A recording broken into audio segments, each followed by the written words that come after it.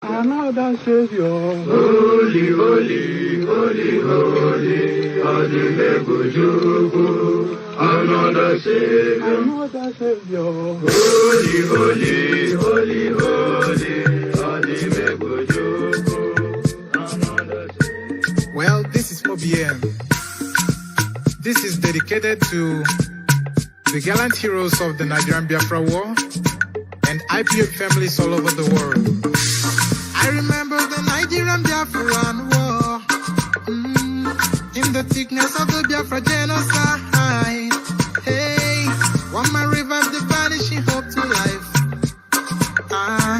Let the great Biafran army to fight, and they were singing out, holy, holy, holy, holy.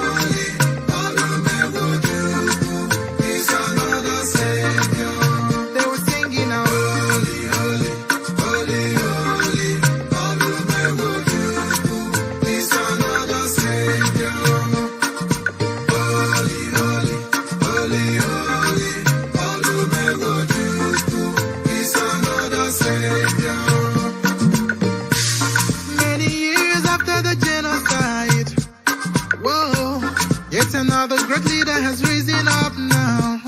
Oh, and he's leading the Biafrans to victory.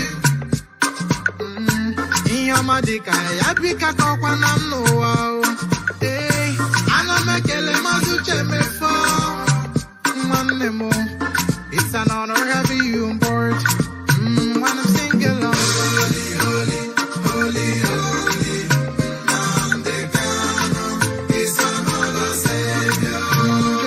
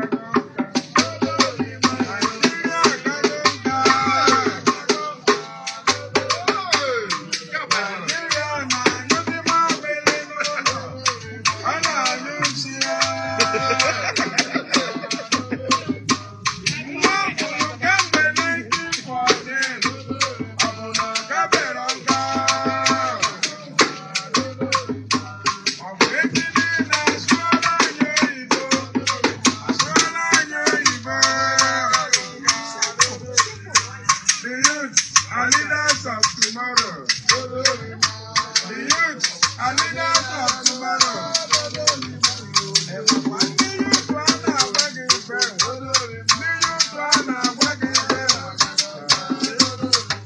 From under 18 to 48.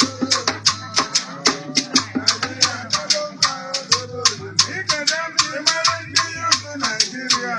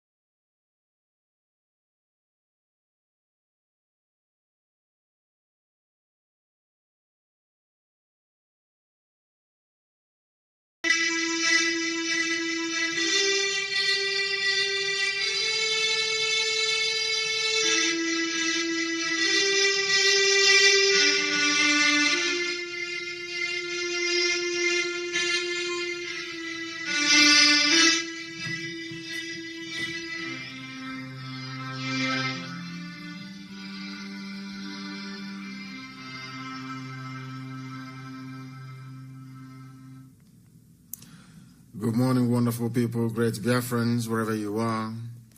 On the face of this very planet, once again, we welcome you to our live, interactive question and answer session, something that the zoo can never do. Something that Mohammed Yusuf Mustafa can never do. That is Aisha Buhari's boyfriend. Today you are free to ask your questions, and we are going to answer each and every one of them. I welcome you, especially those who are listening via IPOB community radio app, those of you who are listening via our FM in Kanu, in Abuja, in Lagos, those of you who are listening right across the face of this very planet, those of you who happen to be doing so via satellite, those of you who are listening via Radio Biafra app, those of you who are on tuning, some on Simple Radio, some of you are also on Radio Garden. However you have chosen to listen to us this very morning, just be aware that this is a live presentation because the time now is 5 minutes past 7 a.m. in the blessed land of Biafra, and by the same number of minutes past the top of the hour, regardless of where you are. I welcome each and every one of you, and as I welcome you, allow me to also encourage you to welcome other people as well, friends, family, relatives, regardless of where they are. As long as you have an internet-enabled device, you should be able to participate in this very program, this very morning, afternoon, or night, depending on where you are. I welcome each and every one of you. My name is Nnamdi Kanu. I am the leader of the indigenous people of Biafra all over this very planet, the director of Radio Biafra and also Biafra Television. And by the very special grace of the Most High Elohim, Chukokika Biama Promihanin, a servant of the wonderful people of Biafra. I welcome you once again, please. Today is Friday, the 9th day of October 2020.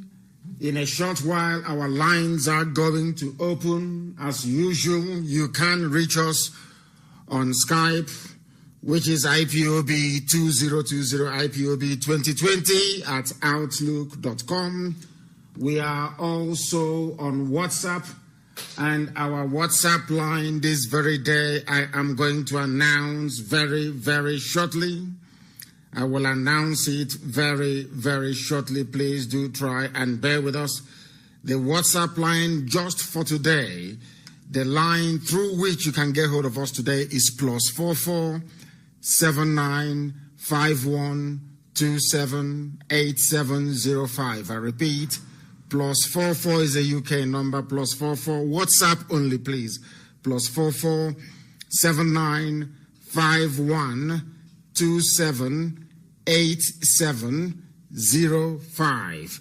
You can reach us on this very platform and also on Skype as well, IPOB 2020 at outlook.com. We are going to pray very, very briefly, and then after that our lines will open, and as usual, please keep whatever you have to say to within 2 minutes. Ask your questions, please, and then allow the world to hear the answers that we have to provide. We want very difficult questions. Please dispense with any form of pleasantry or greeting, please. Just give us your name and where you are when you do call us, and then you proceed to ask your question. But before all of that, we are going to pray to hand over all our proceedings this morning to the Most High. Chukokika Biama Promi Henine. Chineke nanke binigwe nekrelibe makelo wa.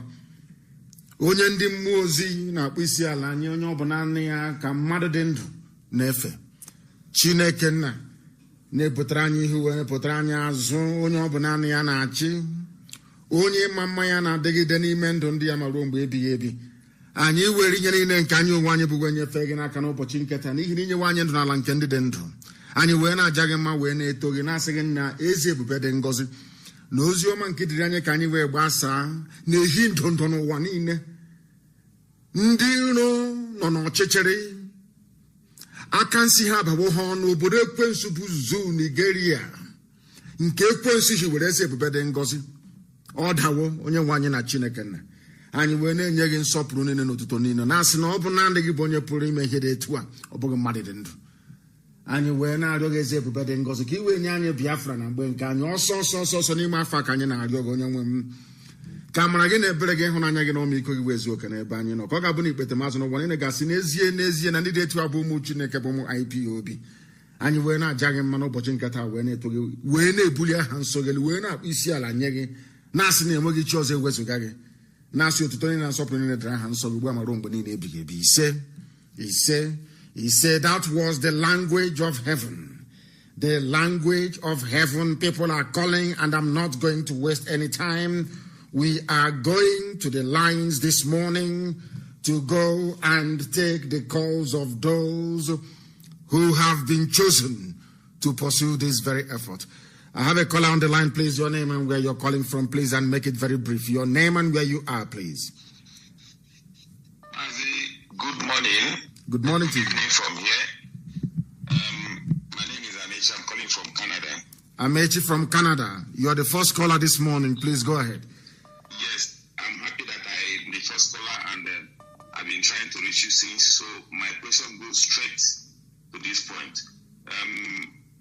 Considering all the decay in our society, the level of mess in the educational system, if Biafra comes tomorrow morning, what are we going to do? What are you going to do to restore the dignity of man? I'm using this term because that is the University of Nigerian Morgan. What are you going to do to restore our engineering graduates, our electrical, civil, mechanical, and the petroleum engineering, so that they will kickstart and hit the ground running on developing our new nation. Thank you very much. Education for us will be a priority. And all of this, the blueprint, how we're going to approach the education sector is going to be contained in a document that will be published as soon as we gain our sovereignty, as soon as we gain our independence. All the universities that we have presently or currently in Biafra land will be revived and revamped. And we are going to have a set of Ivy League universities. It is not everybody. I do not believe some people are gifted with one form of craft or the other. They will have the same importance, so to speak, as a paper degree. In other words, woodwork, glasswork, metalwork, and steelwork. Very, very important that we make those the foundational basis of our industrial advancement. But top-class universities, as you have mentioned, or should I say previously, like UNN and a few other ones that are also very good, will be revived. A lot of money will be pumped into it, and standards raised immediately to accommodate the very brilliant, brainy people that will make use of those institutions. For us, education is absolutely key, absolutely key. It is very, very important. I cannot go into so much details because I don't want our enemies to copy what we're going to do. Please go ahead.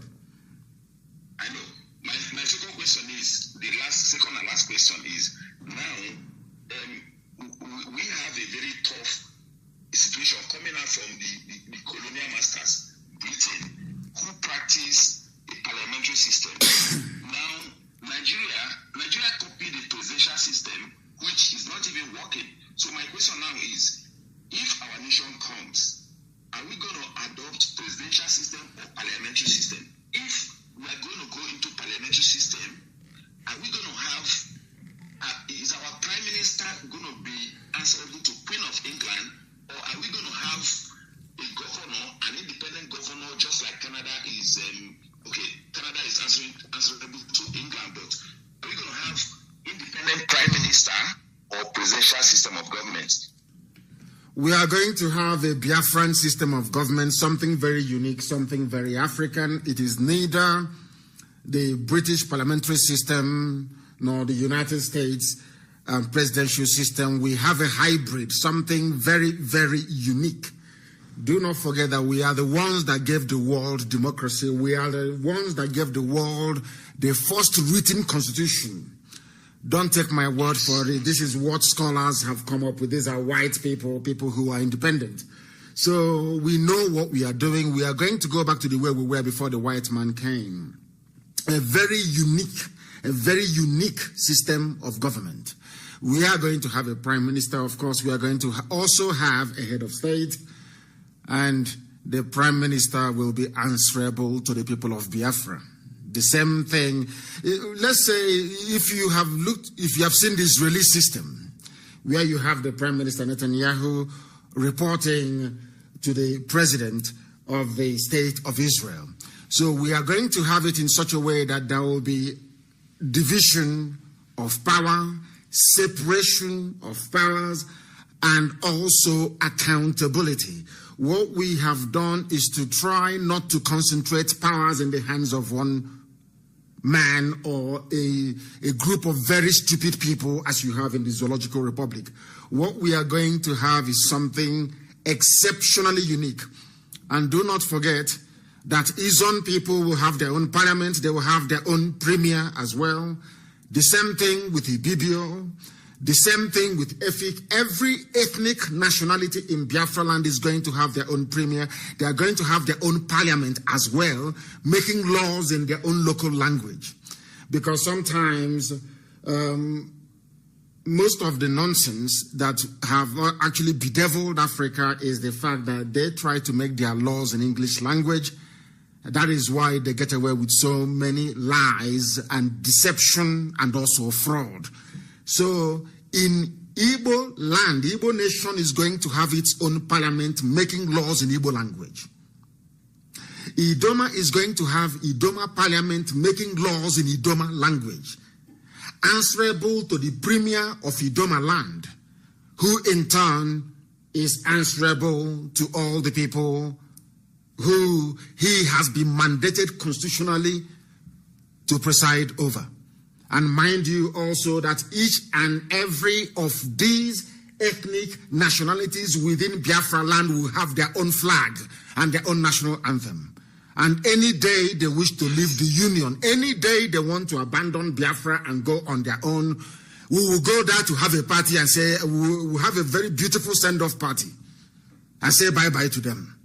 That doesn't mean that we are not one people, we are still the same people. So what we are going to have is something very, very unique, very, very unique to Africa. We are not going to copy anybody, and I believe very strongly that after about 10 or 20 years, people will begin to copy us instead. Thank you very much. Thank you, Mazi. Thank you, Mazi. May God bless you in this struggle, and we continue to pray for you. He said, and you too, my dear brother. Thank you very, very much. Thank you very much. I had a caller previously on the line, but they are no longer there. So let me go again to WhatsApp and see who is there. The caller on WhatsApp, can you hear me, please? Your name and where you are, if you may. The caller on the line, can you hear me? No, they cannot hear me. I have another caller on the line on WhatsApp. Can you hear me, please? Your name and where you're calling from? Hi, my name is Chidi Okafor. I'm calling from Manchester, United Kingdom. Chidi Okafor from Manchester in the UK. The world is listening. Please go ahead. Your question, if you may. Yeah.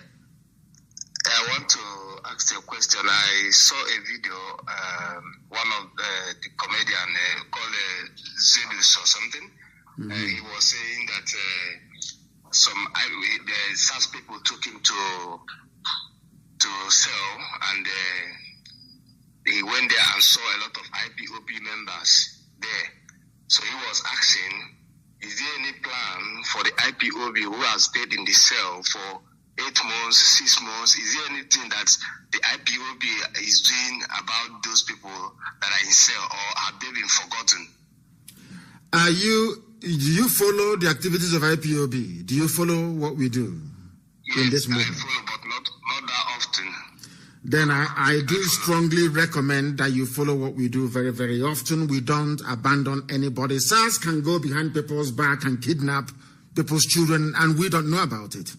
Now that this has come to our attention, we are going to investigate it. We have lawyers on retainer. We retain lawyers across the board.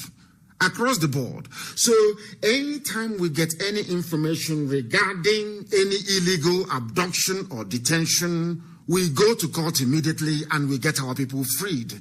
The thing about the zoo is that Nigeria is a criminal state. It is a jungle, it is a zoo. It is a place populated with animals who cannot reason properly. That is the reason why they can take people's children and hide them from us. We don't know about it. But now that it has come to our knowledge, we are going to do something about it. Zedus or something. Zedus, he makes a comedy. He's a comedian. So I saw the video he made. I think that should be last month. So calling on the IPOB members to go and rescue this, at least in Anambra State. If you kidnap them, and because they protest, and why they feel an those are key people. Once they come, highest 2 days, they go out. But the IPOB member who protests peacefully are in the cell for over, some of them are there 6 months, 8 months now, and their family member, some of them, their family member don't know where they are there. That is what I'm saying. Look for the video and circulate it, please. We want to see that very video. And if you have been following, and I would strongly recommend that you follow what we do, you will see our statement that was issued only 2 days ago. We made it very clear. The thing about the zoo, Nigeria, is that they go about kidnapping people. They don't make what they're doing open. That is why they have so many checkpoints in our land. You can come to a checkpoint and you disappear from the checkpoint. People don't understand why we're against all these things. People, the idiot, that very fool in Uyo, that idiot in Uyo, talking nonsense, they're giving money to the fool. These people don't know what we are passing through. That is the thing about black people, and I keep lamenting and complaining about it all the time. When you give money to a black person, they lose their senses. They no longer reason properly. These are the things that we are fighting. People don't understand the meaning of our agitation. We want freedom. We want people to be free, and we are not going to stop until we are all free.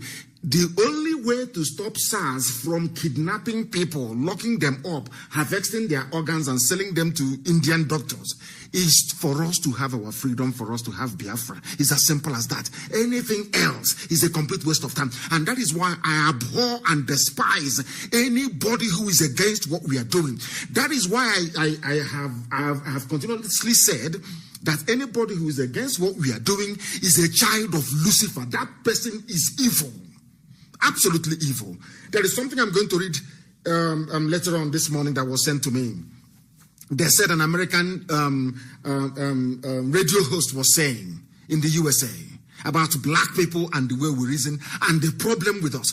The worst part of the worst part of this whole thing is that a black person doesn't know how idiotic and how foolish he or she is.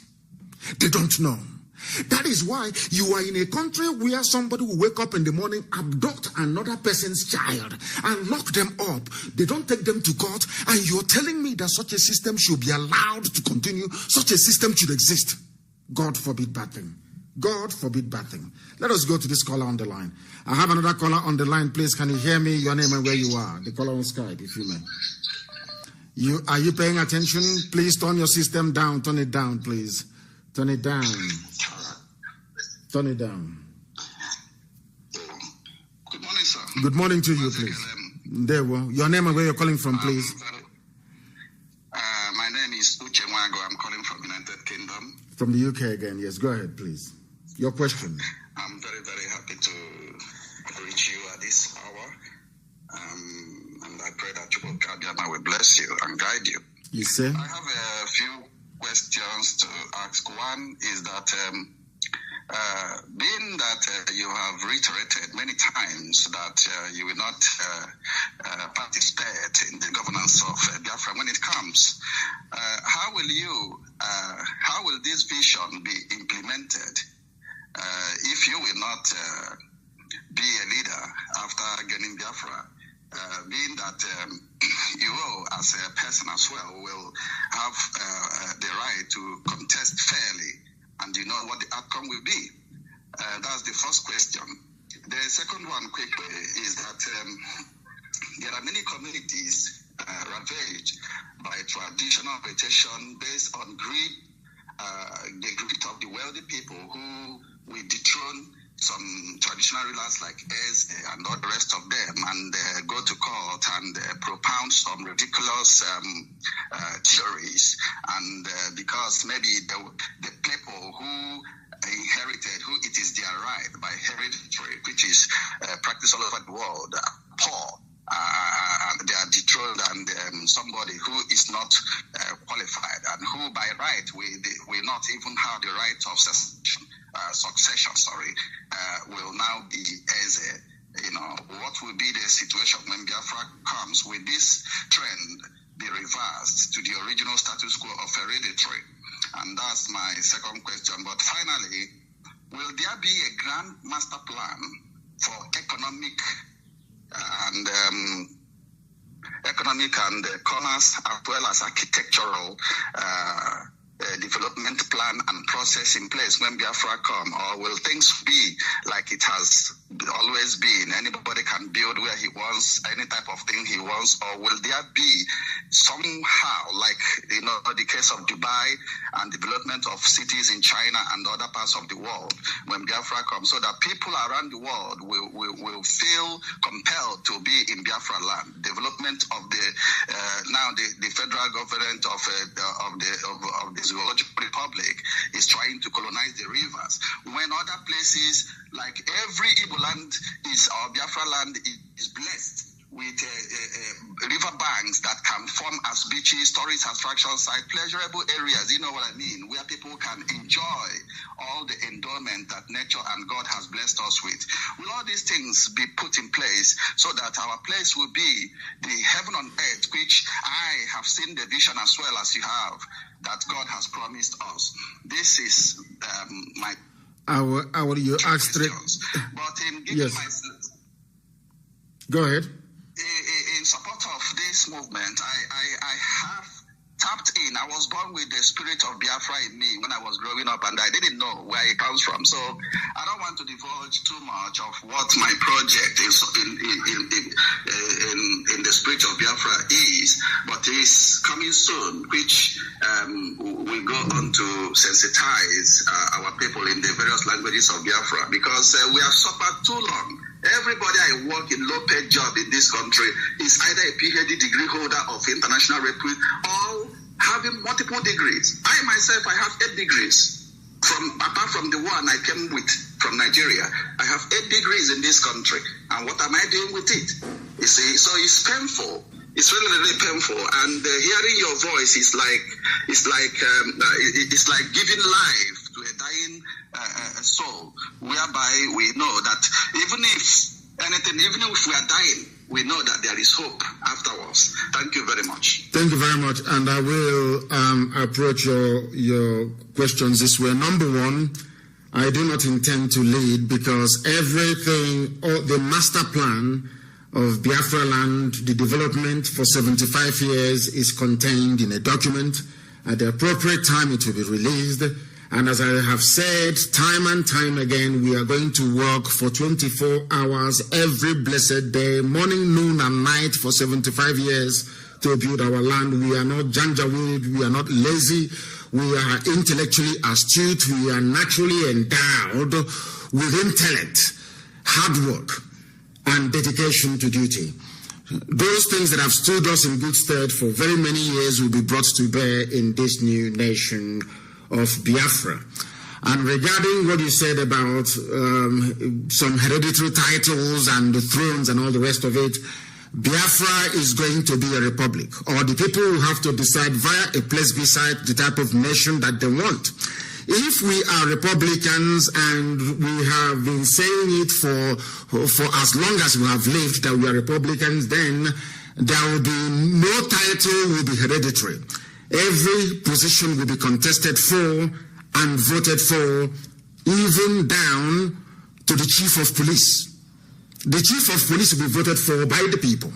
So that you're not going to have the type of issues with SARS that you have in the zoo. The people must be responsible for the type of government and governance that they have.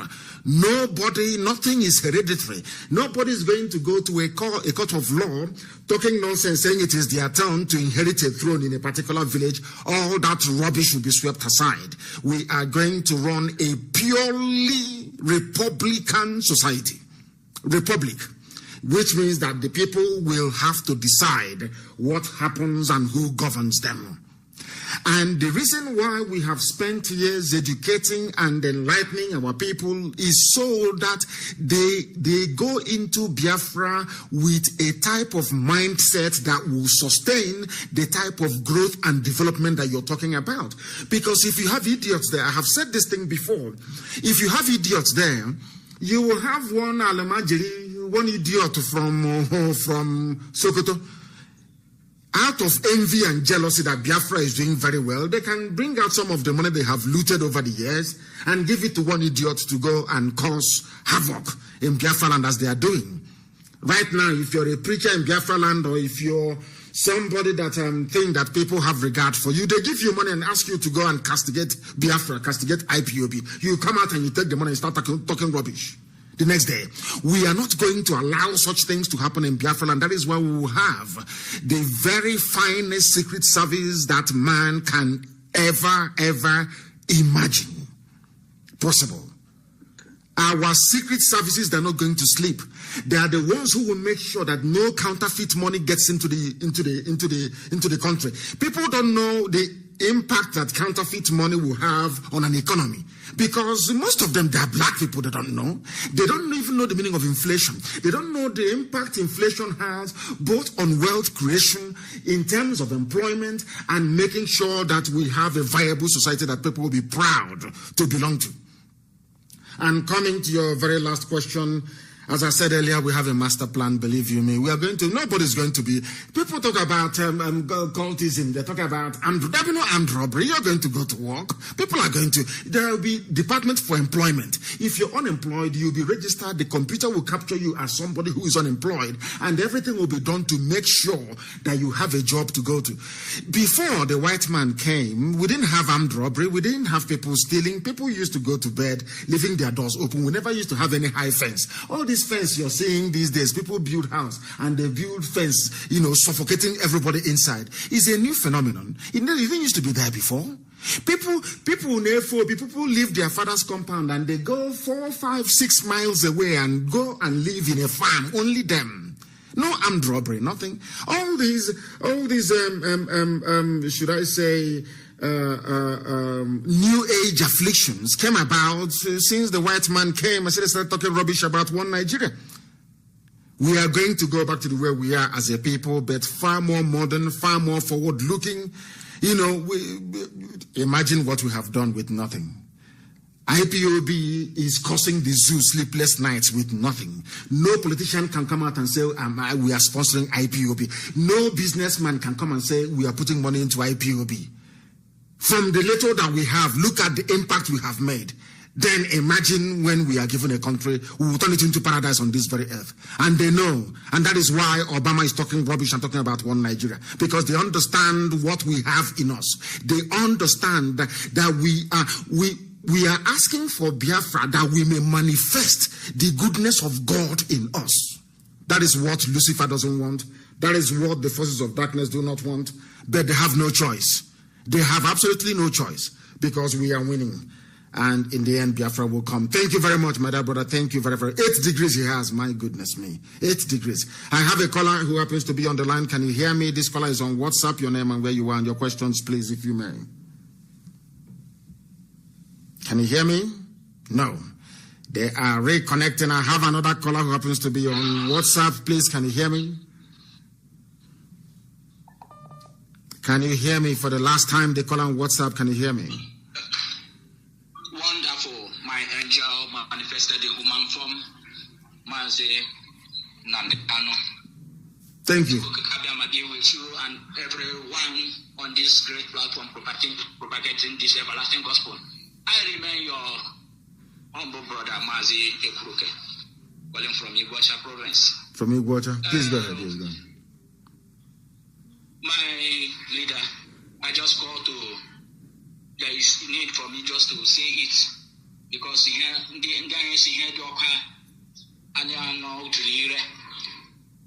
based on what you are talking about concerning the master plan and the way forward when Chukwukabiyama restore our land Biafra, how it will be governed. And you have made it clear concerning the democracy and all the rest of them they are talking about, that it emanated from our land. And yes. In order to add to this that you have said now, I want to give us a sort of advice or encourage that when this government, our government comes, for instance, after laying the foundation, that must be done. After the foundation is laid, before the contesting of whatever position, because foundation must be laid, and whoever has have the master plan will lay the foundation, make sure that the foundation is correct, and you are the one now. Is it contested? So that is, by the way, then when they will begin to now contest for political positions, now for instance, our people, during the olden days, maybe when they have, people will have different opinions, this, that, hey, different opinion. And when they come together in the Mbarama or the market square, whatever they will gather, you will see that everybody, when they vote and have a consensus, they say, everybody would And whoever have a different opinion or decision will bury his or her opinion or decision and imbibe with the one that everybody agreed it and work with for the progress of that particular opinion. And this is what is lacking even in the whole world today. That is why we are having Democrat, the Republican, APC, PDP. They will not be, for example, when a particular party emerge in the center, what I advise so that it will help us, every other position, every other political party must be collapsed. That one that emerges in the center, everybody will rally around to make sure that everyone work towards carrying the collective developmental activities of that particular. Then after, when we, for instance, if we agree maybe it's 5 years time or 6 years time or 7 years time, after that time, and by the grace of God, one single time, not coming for second time, third time, fourth time, one single time, immediately that time ends, that political party, every of that political party will collapse and they will form a different political party. People will come again and those people who have served will go and retire. The people who breed of people will come so that we will not have this sabotage here and there. For instance, see what Chukwu Kadama is using Donald Trump, Republican, to do. But the Democrats are fighting against the development of their people, so development of America. The same thing is happening in the zoo. The same thing is happening everywhere. So we will learn from their mistakes and so that immediately we come a march, every political party, wherever political party platform you came from will collapse, and that one in the center will become number one. Everybody will rally around on it and work it for that particular duration of time, whether 6 years, 5 years, or 7 years time. And immediately they finish, one single time, everybody will go to your tent. People will breed of people will come up for a particular purpose and canvas, and based on the blueprint which the foundation has been laid, which you have laid the foundation, everybody will go and work towards development. That is what I'm suggesting. And so by the grace of God, so that we will not have all these people sabotaging, working against the development of their nation. God bless you, Mazi. And you too. Thank you very much for that. A very wonderful and enlightening insight into different forms of government and how people can become more responsive to the wishes of the people. It used to happen that way in our land. People gather in the market square and the opinions are canvassed and the most credible opinion is adopted and everybody will say, yes, we've agreed, and they just go home.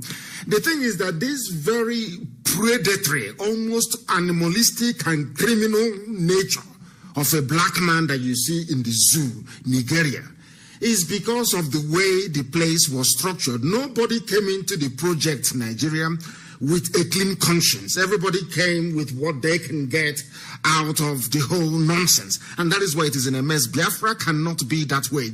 Anybody who tries, either as an agent of Janjaweedism or an agent of whatever neo-colonialist forces that may be wishing or looking to pull Biafra down, you will go to jail for life.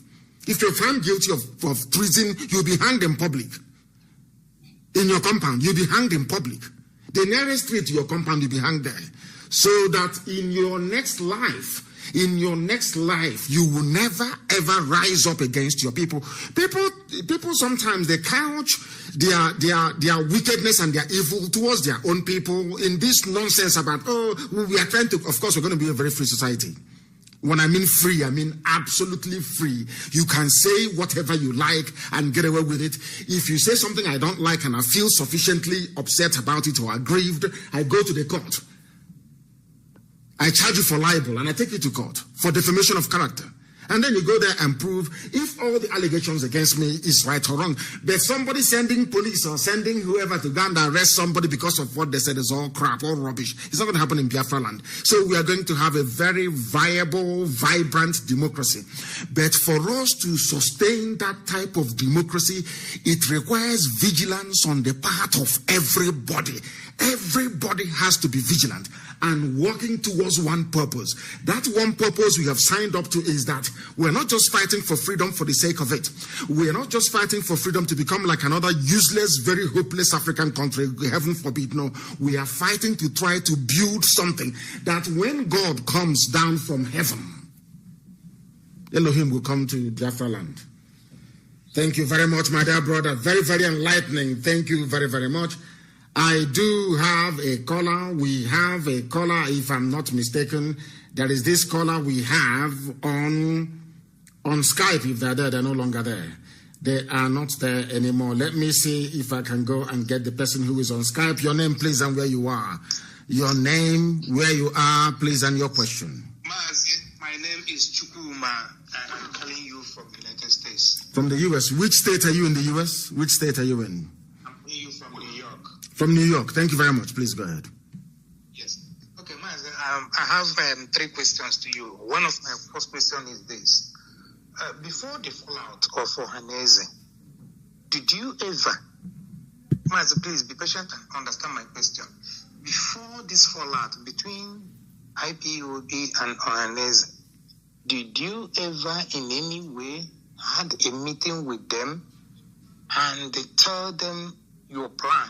Or is it because you found out that they sold out and you took advantage of them being sold out to castigate them? Because I am in support of castigating them. I'm castigating them myself. But my question is this, my number one question. Did you ever tell them all these beautiful and wonderful plans that IPOB has brought for the development of Biafra land and liberation of Biafra? Did you discuss it with them? Yes, hold on. One question at a time, because your questions are very deep. Yes, the answer to that is yes. I discussed it with them.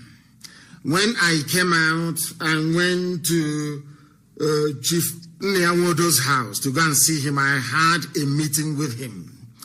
I had telephone conversations with him. It did not just stop there. The same plans that we had, or we have, still have till tomorrow morning, of course, until Biafra comes and beyond, I also intimated the governors as well. Are you listening? I said, it is not just Ohaneze that I sat down with to discuss all of these issues. I also sat down with the governors and I told them everything. And I explained to them the difficulties they will have coming out in the open to support what we are doing. I am not against them doing what they're doing behind closed doors and, trying to be some kind of a moderating influence. If that is how they want to sell what they are doing to Abuja, I don't mind. I said to them, do what you're doing and we'll do what we are doing. But if you're asking me to call off Anambra elections, you must bring something to the table. I gave them example as to how the Yorubas managed to get presidency for the very first time in 1999, because there was a consensus immediately after June 12. The whole annulment, the whole nonsense that happened with Abiola's stolen mandate by IBB and Abacha. I made it very clear and I said to them, we must sing from the same hymn sheet. We must bring pressure to bear on Nigeria. That is the way you get what you want. If you keep begging and pleading from now till forever, it won't happen. I sat down with them. I discussed with Nnamdi personally, I said.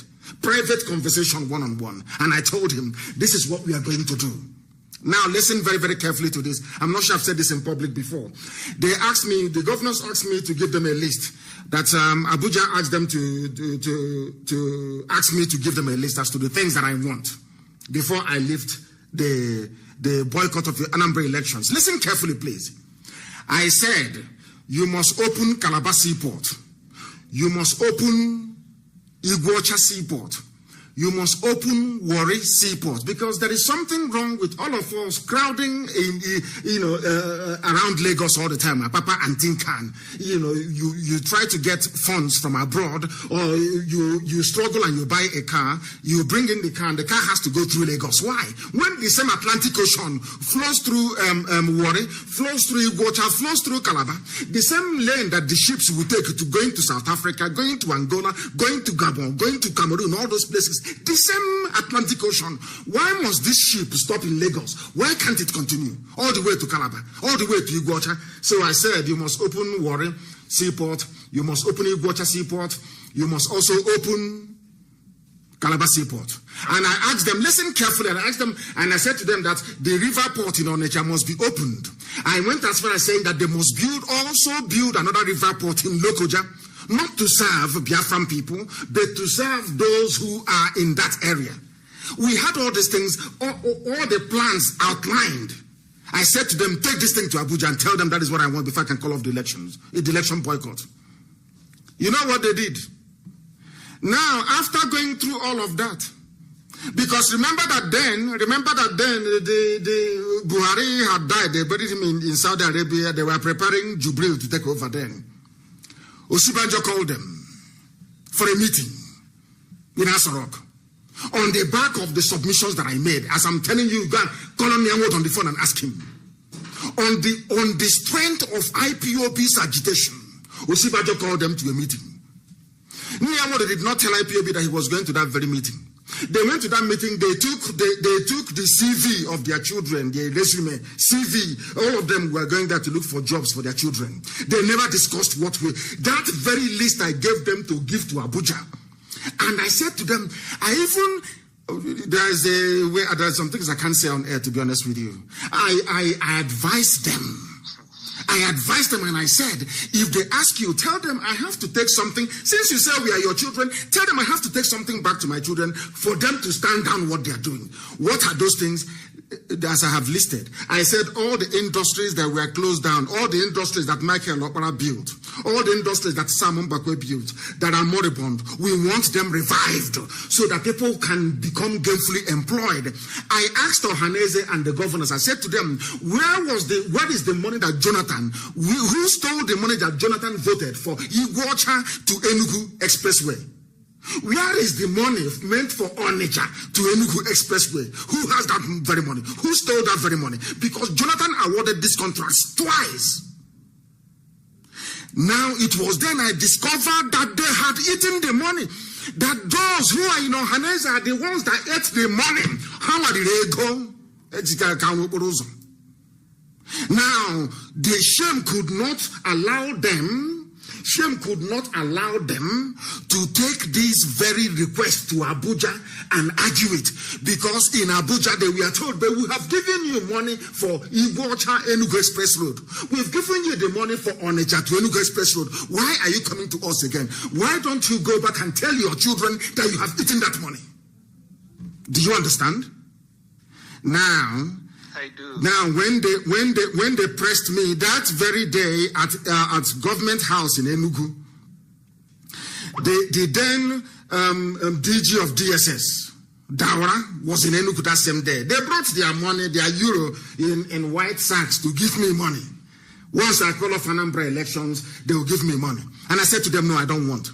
I was in that meeting with the governors. They said to me that Nyanwodo is upstairs, that Ike Premadi is upstairs. Do I want them to come and join? And I said to the governors, no, they cannot come now. Go to Abuja and tell them this is what we want. When they agree to it, today we cannot have a jamboree together. That's one big family. That was the day they decided that we are unmovable, that they will bring the army to kill us. That was the day Nyanwodo and all the rest of them ganged up and said to Buratai, come and kill them. They now held a meeting at Nikelek Resort, where they planned to kill me and to kill my parents and IPOB family members. That was exactly what happened. Your second question, please. Thank you. Mazi, my second question is this. Enyinaya Abaribe is a senator voted in through PDP, political party, whatever, I don't know. And now, Dave Omae is also a PDP member. Now, Abaribe shared the same idea that the Biafrans are being marginalized, are being tormented, are being humiliated. Do you think, since you approve of Abaribe, that this Abaribe has been able to share these ideas with Dave Omae, Ohaneze, and Ike Nwosu? Because I'm hearing that name for the... No, Ike Nwachuku. Yes, I just want to bring in that name again, because I saw a different name with that. So my question here is this. Has Abaribe, whom you have asked us with his performance and his behaviors, that is outspoken to tell the world how we have been marginalized, do you think, since he works on the platform of PDP, and the Dave Omae, who has claimed that he is the governor's forum, or chairman, governor forum of PDP, that he has shared this idea with Abaribe, or that he has bought the idea of Abaribe, of believing that we are humiliated, marginalized, tormented, killed on daily basis? That's my second question. Now yes, I want to answer your question this way. In the year 2000, and Obasanjo got in 1999, after Jim Wob and Ojos Okalo betrayed Ekweme. I want to answer your question this way, that Abaribe is a lone voice in the wilderness. Now, the question you should be asking is, why are the governors, why is that other lawmakers are not backing? Is what Abaribe saying, is it wrong that we are marginalized? Is it wrong? Everybody knows it's the truth. Now, ask yourself this question. Now, this is how I want our people to reason. Ask yourself this simple question. Why is it that other senators are not rising up and supporting Abaribe, saying the same thing, singing from the same hymn sheet, so that those who are oppressing us will understand that we have now risen up as one people? They will not do it, because one person will go behind to Sokoto and say, oh, I want to be vice president, forget that thing that my brother is saying, forget what Abaribe is saying, he's just speaking for himself. Oh, we are not marginalized. There is nothing wrong where we come from. Idiot like that, buffoon, that animal in Uyo, claiming he's a preacher. That is the type of mentality our people have. They want to trade whatever they have. The competition they have is amongst themselves, whereas the enemy is outside. You should be competing with those outside. All they care about is to be the only person that have built upstairs in the village, for them to be the only cock crowing in the village. That is village champions. That is what they are. That is why they cannot support Abaribe. Are you telling me that Omahi, as learned as he is, Omahi is an educated man? Are you telling me he doesn't know what is going on? Did you not see our mothers yesterday crying that their rice farms are being destroyed in Ebonyi? Go to Punch newspaper, it is there. Are you telling me that idiot Nuyo couldn't say it? Are you telling me that Omahi cannot see that our mothers are crying that their crops are being destroyed?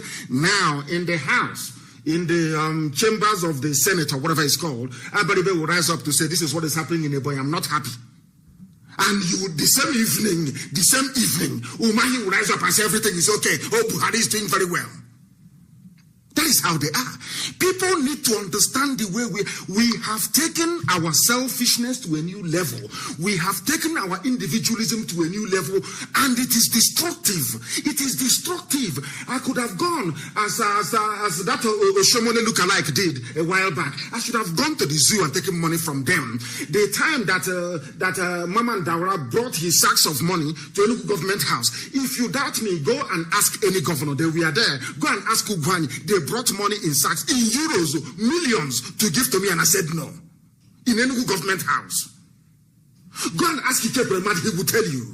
I said no. So if I had collected that money, as some other idiots have done in the past, by now I'll be telling you, let us move forward. There is a way to do it and all that rubbish. But we have remained very consistent. We have said no. Instead of somebody to come and say, oh, this thing that our people are saying is correct, let's key in. They will tell you, let us beg for presidency. We'll go down on our knees to go and beg them. That is the problem that we have. Not that they don't understand, but their individual selfishness, their need to come out, and because people, they know that in a Biafra land that is very highly competitive, they may not be able to find their feet. So the only thing they can do in life is to sabotage, is to go and become subservient to the oppressor, that they may make money, live in Abuja and live in Lagos. That is why they don't live in the village. Please, your next question. Thank you, Mazi. My next question is this. You promise us that you will answer every question in every sincerity. So be patient and answer me this one. I have an aged mother who has been so much intoxicated with the Biafra. Let me use that word. I might be wrong. She has everything she talks about all day long is Biafra. So answer this question for her sake and other aged mother whom you know are listening on daily basis. Looking at all the sabos that has come up to make a video to castigate you, to tell us that IPOB is a private business, to tell us that you don't know how to do it. There are so many, I cannot mention all their names. In 3 words, can you tell the world why you think that IPOB, their message, their blueprint, and all the plans they have to restore Biafra is the best, and why they must stick and follow it? After that, I have one final. Thank you, sir. Thank you very much. As I said to you before, our people are destructively selfish. Destructively. Let me tell you something now. If you bring the best ideas to your village, you yourself right now, take that idea to your village, try to propagate that very idea. You will find out that 99.9% of the people will buy into it. There will be one idiot somewhere that will put his hand up and say, oh, I don't agree, I don't agree. If you ask that, if you listen very carefully, you will hear the person murmuring. The murmur will be, oh, why should it be you? Why should it be Chukwemeka? Why not me? Not that they're opposed to what you're doing, but their only objection is that why not them? Why you? And why do you blame people? People you claim that go out to go and make video, people are very hungry. If you're a very wretched church rat and people give you money and ask you to do a video, you will do it. If you want to be like Nnamdi Kanu, you cannot be. You, of course, envy will take you over. Our people are naturally disposed to a very, devastating, envious, a jealousy that can kill. Why do people poison people in the village? Why do they poison people in the village? Is it not envy? What have you done to the man? Somebody traveled abroad, your parents suffered, scraped, saved, did everything, sent you abroad, you studied and you came back, and somebody wants to poison you. What have you done to them? Nothing. You've done nothing wrong to them. But they want to kill you because you are not. They want to be you. They cannot be like you. We are the only people that come out and millions come out without paying anybody to do so. We are the only people that command the largest mass movement on the face of the earth. If that does not attract envy and jealousy, what else can attract envy and jealousy? I ask of you. So people spend their time trying to accommodate people who have been eaten Mazi, by envy. Sorry, sir. As simple as that.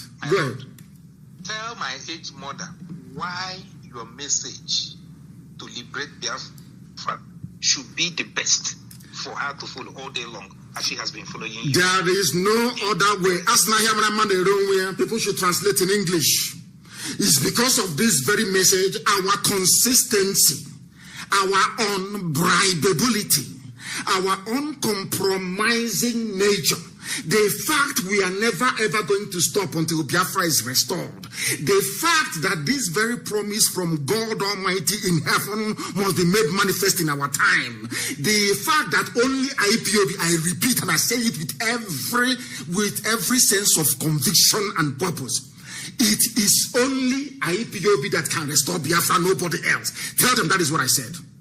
Do you know why? They don't have the they don't have the discipline, they don't have the dedication, they don't have the sense of purpose, they don't have at all this very idea that everything sacrificable needs to be sacrificed to get Biafra. They don't have it. Give them money, they start building hotels. Tomorrow morning, all these idiots that you claim who are talking, including the idiot, give them money, you will see they have relaxed. They build upstairs in the village and they have arrived. No, our own is the promised land. When Yeshua was praying, I said, let thy kingdom come on earth as it is in heaven. Jesus Christ prayed that very prayer.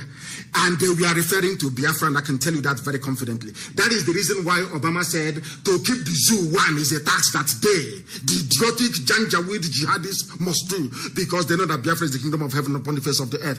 And anybody, if you are discerning, if you have the eyes in the spirit, if you can see, you will see what millions have seen. Our brother a while ago rang and said, in the village in those days, you come around in a village square, any good idea is basically sold to the people, and the people will say, behind this idea we stand. Go and ask people anywhere, who is that very person? Before IPOB came, Has there been this groundswell of opinion in terms of our consciousness, in terms of our sense of purpose, knowing where we are going to? It's only this generation that did it, and only IPOB can do it. And that is why your grandma or your mother must remain resolute and focused in what we are doing. Thank you very much. Thank you. My last question, Mazi. My last question is this. I don't know how to say it in English. Sorry, please hold on a second. This is your last question you said. Please hold on. Yes, go ahead. My last question is this. Urikara no nyokara. That is, if you consume more, that means you defecate more, something like that. How do you plan to compensate? How do IPOB plan to compensate people in Aba, Onitsha, Owerri, and Enugu for the lives that has been lost in agitating for Biafra? They have been going out for evangelism. Other people, these are matters that need to be very careful, because I have not seen protest about Biafra in Canada. I have not heard about anyone in New York. I have lived in all these places, I'm telling you. I hardly, if not for the one IPOB initiated, seen anyone from the indigenous people in Ejo, in Bayelsa. I've been to Yenegoa before. I've not seen anyone. By the indigenous Efik people, I've not seen them. Now, look at Aba. Indigenous people in Aba have stood up to tell the world we are being humiliated and marginalized. Aba people have been killed in Onitsha. They have been killed and massacred in Asaba. Sometime I heard about that, but these days, no. Then my question to you is this. Would there be a kind of a federal law, even if any province, as soon as Biafra comes, to compensate these people that has given this much, in terms of anywhere an Igbo woman is admitted in a hospital for maybe delivery, no bill. Any child between the age of 1 to this, because we have given much, and they know it. It is not in, I have not seen Efik people gather. We are Efik, we are agitating that we are being humiliated, we are being marginalized, we are being tormented, we are being killed. I have not seen Ijo people, even the so-called Ikwere people, the so-called the South of South, in Ikwere and other area, even Ogoni that looks like Diogene, which language, oh. I will answer. Allow me to answer, my dear brother, so that others may be able to come in as well. And you have asked very searching and intelligent questions, and this very last one is also amongst them. People, did you read about our media head in Akwa Ibom being arrested? Do you know people have been in detention in Akwa Ibom since February of this year? And they are not Igbo people, they are Biafran people. They are Ibibio, Efik, and Anang. The thing people must understand is this. It is not in the interest of Zoo newspapers, those based in Abuja and Lagos, to let the whole world know that the entire Biafran family is united in this very effort. Which place is now more formidable than Iguacha? Aba is very strong. Onitsha is very strong. And I said last week, if I'm not mistaken, that they will always occupy a special place in our heart. It is not about individuals, it's about the mindset of that very place. And as I have said time and time again, Onitsha, Aba are very, very key, because these are huge commercial hubs. If you get these two areas, you know that our people are compliant. So they will occupy a very special place in our hearts forever and ever. History will remember Aba, will remember Onitsha, will remember Iguacha. And I am sure you said you have not heard about people protesting in all these places, and I keep reminding everybody what happened only 4 years ago, or should I say 3.5 years ago. People have forgotten that in 2015, when I was arrested, the people walked, they trekked all the way from Ebanke in Abo, all those places. People say, we are Nyame, we're not Igbo. People came out of their houses and walked on the road. They did not take any transport. They walked all the way to Enugu for a rally. It was on their way back that they blocked the head bridge of Onitsha for 4 days, asking for my release. I have said this many times.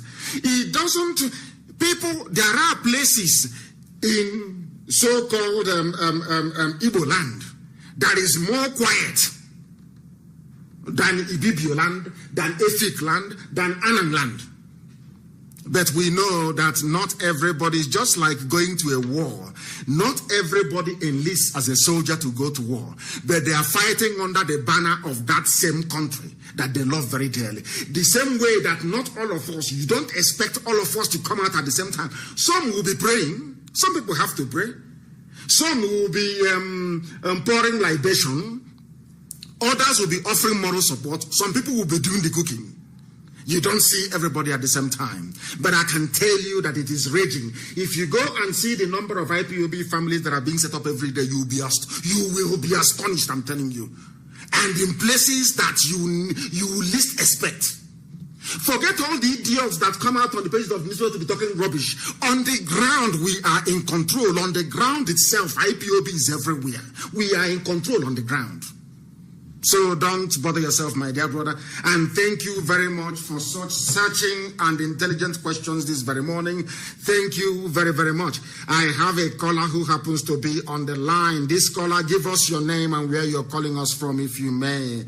That is network permitting, but I can see you're calling us from a part of the zoo and it is not connecting. And how come that is not a surprise to me? It is not a surprise to me for the very simple reason that that very place is not working.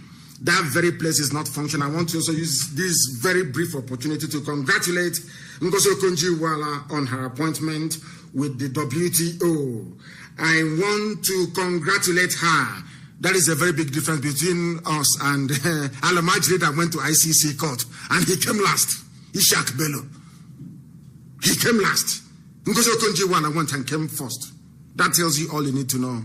So when fools like Obama say keeping Nigeria one, you can now understand the reason why. Ngozi Okonjo-Iweala, thank you very much. Thank you very, very much. I am humbled. I am humbled. You have done Biafra proud. The caller on the line who happens to be on Skype, can you hear me? Your name and where you are, please. Good morning, Mazi. Good morning to you. Raise your voice for us, please. My name is Muzi Chinedu. And where are you calling from? I'm calling from Hungary. From Hungary. Please go ahead. He is calling us from Hungary, but he is no longer there. He is no longer there. I don't know what happened. He is no longer there. We are listened to right across the whole globe.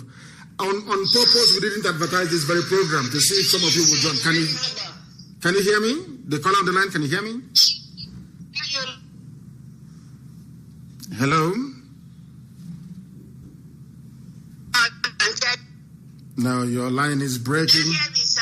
Now I can hear you. I can hear you, ma'am. I can hear you now, yes. Please, your name and where you're calling from? Sir. Yes, please go ahead. Okay, sir. Good morning, sir. Good morning to you. Evangelist Susan Chike, calling from Biafra land. Thank you. Please, sir, I have a very important message for you. Please call me, sir. I will. I have a very I will. Thank you, sir. I will call you. Thank you. Thank you very, very much. Thank you very much for that. Thank you very, very much. I have another caller on the line. This caller, can you hear me? Hello? Yes, please. Raise your voice for us, please. Your name and where you are and where you're calling from. Mazi Omua. Yes. The caller from the Skype. Yes, you. Good morning, sir. Good morning to you. Okay. Mazi, my name's Matukoti. Yes, and where are you calling from? Mazi, I'm calling from Port Elizabeth, South Africa. Port Elizabeth in South Africa, please go ahead. We are all listening. Go ahead, please. We are listening. Mazi, ase anya hurugo, to konara hugo pada. Mazi. We are listening. Go ahead. Mazi, thank you so much for taking my call. Ase anya hurugo to hugo, nana hugo pada. Please, Mazi, we have run out of name to call you, but I call you Ugo Biafra. I call you the man that God has sent in our time. Thank you so much for the good work you're doing. Thank you. Mazi, my question this morning is like a contribution or a question. I've been in South Africa for a very long time, for a while. I've never seen all the history that you've been teaching us, that after getting independent, you will step aside. The mindset of our people will take a long time for them to come around the way we want it to be. So I am pleading. There's a lot of questions that I could have asked, but something that have been bothering me is that I wouldn't want you to go all these years. I know there's a lot of capable hands that can do this, but there's no capable hand like you. Please, lead us few years into our independence. Direct us and make sure that all this your work doesn't go in vain or fall into the hands that we Biafrans will not love it to be. I am pleading. It's just an submission that I'm making to you. You have to listen to the voice of the people, because after this whole struggle that we are in now, and you say you're not going to lead us into the few years. Nelson Mandela was there for so many years, been in prison and so many years, and he came out. His people give him a mandate. Lead us into this freedom. If you're going to be the president, somebody else can be the prime minister, so you can direct our affairs. Because, to be honest with you, it has taken over 100 years that Britain have damaged the way we're raising. It has taken a long time for all we are doing now to just come after 10 years. That's so, like I used to say this to so many people in South Africa. South Africa is going down is because it takes 300 years to damage their brain. And for them to come around, it needs somebody like Mazi and Nnamdi. It will take us another 50 years in order for we to come around. But if you lead us into 5 years or 8 years after our independence, then by then, our minds set. I know Biafrans are very, very, like we're traveling all over the world, we're all over, and we're all going back. I am preparing to go back. And Mazi, please lead us into the first years of our independence. I am pleading with other voices of Biafrans, pleading. Please, when we get our independence, lead us. So another thing that I want to say is, please, Mazi, consider me to be one of the hundreds that you're talking about. My name is Mazi Chukwudi from PE. My coordinator is Mazi Chukwuma. Thank you very much. He said, thank you very much. You're very kind. Thank you very, very much. Thank you very, very much for that. Thank you. Thank you very, very much. I have another caller on the line. Can you hear me, please? This caller on Skype. Can you hear me? Mazi, good morning. Good morning to you. The man who's from Hungary. Yes, from Hungary, yes. That was why I took your call, because I saw the picture. Yeah, go ahead. Yes. Mazi, please, my question is this. When are we taking our agitation, our protest to the streets of London, America, Canada, Australia, and let us spend days the way we did it at Orange Head Bridge. Let us spend days on the streets of all these states, of all these countries in the world, so that they hear our voice, they hear our cry. This is bothering me. I really want this. We need to stay there like this a week, so that they know what we are looking for. They know what we are passing through in the zoo. Please, this is my question, sir. Thank you very much. It's a very good, and we are, as I said, it's incremental. We are coming there. We are getting there very slowly. You know that COVID ruined a lot of things for us. A lot of the plans, a lot of the things that we had planned to do. The Chinese virus came and decided to make life almost intolerable for us. But we are getting there very slowly, and very soon that is going to happen, of course, COVID permitting.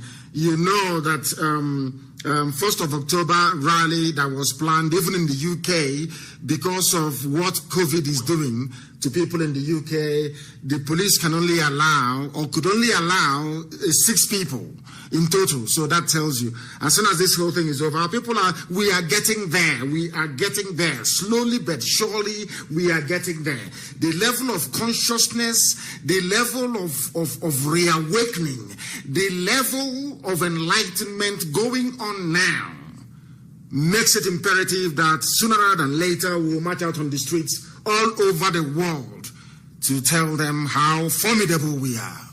But the Fulef will still be there, of course. Don't ever discount them. People will always try whatever they can to see if they can attract some measure of crumbs from Ubu Hausa, or should I say from Ubu Fulani. The caller on the line on WhatsApp, can you hear me? So, Mazi, good evening, sir. And good morning to you from here. Your name and where you're calling us from, if you may.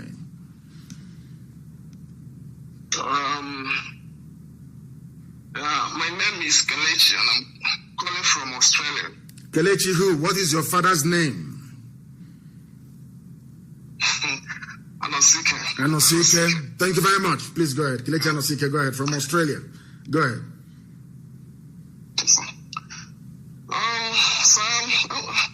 I listened to your last broadcast, and there is something you said, and it's really I asked myself a question.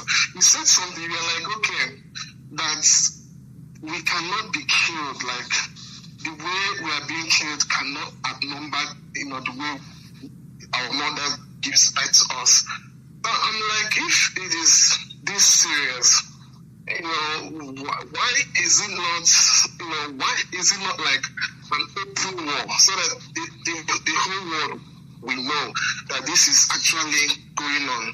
And considering the fact that currently the Republicans, the right is with the White House right now, so it can attract a lot of if something can happen, something positive can happen, and Biafra can be realized. As why is it not like an open war or something? So my next something that is bothering me is this.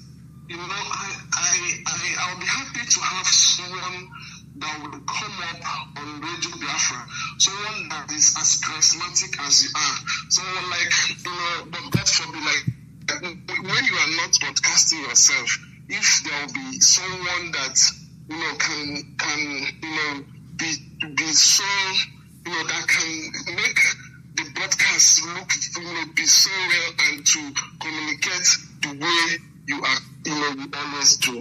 If there is someone else that you can groom that can be so much effective to that will be so much effective. Yes, I think we have lost you there, but I do understand what you're saying. First of all, when the time comes, the world will know everything we are doing it in a planned, in a measured form. You know that the trauma of having lost the last war in 1970 affected our psyche so much that, basically we had generations raised in cowardice. People that felt that having lost a war, that we should not attempt another one, forgetting that life is about agitation. Even when you're in the stomach, when it is 9 months and you're in the stomach, you start agitating to come out. If your mother refuses to yield to your agitation, she will die in the process. Every 9 months, a child starts to agitate to come out.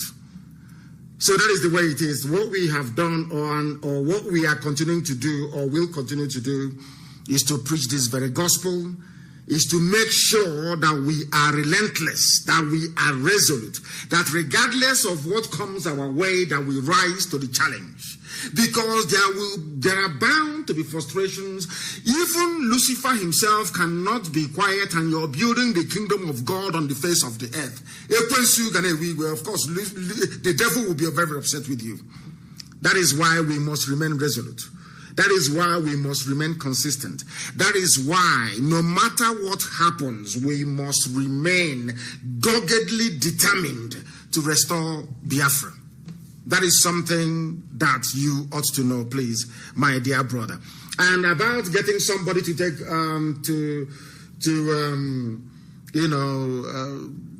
do what we are doing. Everybody, they have their own style and their own gift. And I do believe that we have people, and there are many more people who are coming up. And you will hear from them in the coming days and in the coming weeks. Sometimes you should make it a point of duty to make sure we listen to Radio Biafra all the time. Alozie is doing very well, like Peters is doing very well. There are people who are broadcasting right now on our platform who are doing very well, and it's only a matter of time. Then you will see what they are made up of. Thank you very, very much for that. Thank you very much. I have another caller who happens to be on WhatsApp. Please, people should disregard what Facebook is doing. That is what they do. When they feel that there are too many people who are listening to us, they bring in that their little problem, and then they reduce the number of people. It's all rubbish. They know we are more than all this type of garbage. We must continue. That is the meaning of resoluteness. It doesn't matter what your enemies do. You remain consistent in what you're doing. The caller on WhatsApp, can you hear me, please? And thanks for waiting. Your name and where you are, please. Good morning. Good morning to you. My name is Shady Audible from Ihiala. I come from Austria. From Austria. Thank you very much. Please go ahead. Yes. Yeah, please. I'm very grateful to hear your voice today. And I just want to congratulate you for the good work you are doing. We are all grateful for you, So my question is that I heard you when you were saying that every ethnic group in Biafra land should have their own parliament and decide and make their laws. Yes, of course. Yes, that is a very good plan. And the blueprint about Biafra is very, very, very, very nice anyway. But what I'm trying to ask you now is every ethnicity having their own language and make their laws in their own language. I deem it fit that it will be a nice thing that we will pick up a language in Biafra land that every ethnicity will be able to learn in school to make for all the citizens of Biafra to speak a unique language. That is one. And furthermore, I'm very grateful for your explanation between you and the Ohanese and some of our politicians in Biafra land, the meeting that people held in Enugu State, how they wanted to bribe you, because, why I'm saying this is that, some people might be asking themselves, why is it that Kanu always insulting these people? But that is not the thought, because they're supposed to be in forefront of telling the Fulanis that what they are doing to their children is very bad. But instead, because of the earthly things, they choose to take money and forbid their children, so that their children will be trampled upon by the Fulanis. So this is the things I just want to discuss with you. Thank you very much. Thank you very, very much. I'm not insulting anybody. What I'm saying is the truth. If they had done what they were supposed to do, then there will be no IPOB, will there? If all these people had gotten themselves organized in the past to fight for our people, to fight for the downtrodden, to fight for the poor, of course everybody is very poor anywhere, unless you're in Abuja stealing money from somewhere, then there will be no need for what we are doing. But they see what is going on. I'm just reading now, as part of the commentaries here on Facebook, that a woman was hacked to death yesterday in Anambra. You see such a thing and you keep quiet and you claim you're a leader, you claim you're socio-cultural, whatever, you claim you're apex this and apex that. What utter garbage is that? People, I don't know where we got all these stupid ideas from. Somebody is occupying a position, maybe as a traditional ruler, as a politician, and is a leader. Because of that, you will see the idiot wallowing in idiocy, and you keep quiet. You say because they are holding a position. What sort of stupid position is that? That is why you are there in the first place, to protect the interest of the people. As a caller asked previously, have you not heard what Abaribe has been doing? on the floor of the Senate? Has he got any backup? You see them come out, no, he said they're doing very well. Nobody should talk about marginalization. You're not being marginalized. Everything is okay. But you're living in Abuja. Now that erosion is carrying everybody away, even Madonna in Okeja. Madonna in Okeja is about to be cut off from the rest of the world. What is going on? Doesn't mean we don't have engineers who can fix it. People see evil and they support it. I said to people every time that this very generation of IPOB, we are not like any group of black people. If you go to all over Africa, you see a collection of black people wallowing in idiocy. They cannot provide drinking water for themselves. They are waiting for UNICEF. They are waiting for Oxfam. They are waiting for Save the Children. They are waiting for Action Aid. These are grown-up people. It cannot be that way in Biafra land. We shall take responsibility. The same thing today that we know that Facebook is doing every blessed time that we come on air. They try to do their nonsense. The fake problem, the technical glitch to be suppressing down the number of listeners. Do you think that we are going to allow Facebook to continue in Biafra land? Of course not. We have to find our own. That is how life is. People must understand that this very generation, this very period that we're living in is about time for people to stand up and be counted and remain on the side of the truth. The thing with black people is that they are so foolish. They think sometimes that let me be an opposition voice at least. That way my name could be heard. You know that stupid monkey, the way that a baboon reasons, that is how they reason. But not this IPOB. We shall speak the truth every blessed day. Every blessed day we shall speak the truth every day. I have a caller who happens to be on the line. This caller is on WhatsApp. Your name and where you are. Please, your name and where you are, and then your question, if you may, please. Mazi, good morning. Good morning to you. Yeah, I am delighted speaking to you this morning because indeed, your kind is a gift to our generation, and I pray that God will keep on sustaining and helping you to carry this mission through. Yes, sir. Really, my name is Okechukwu Okoye. I'm from Abu, Enugu State. I'm calling from Dortmund in Germany. Dortmund in Germany. Thank you. Please go ahead. Yeah, so I want to.